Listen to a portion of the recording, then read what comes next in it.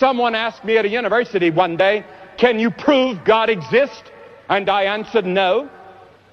I cannot put God in a test tube. I cannot put God in a laboratory and say, here's God. How do I know that God exists? All the evidence seems to indicate that he does. I look up in the starry sky and I say, there must be a God.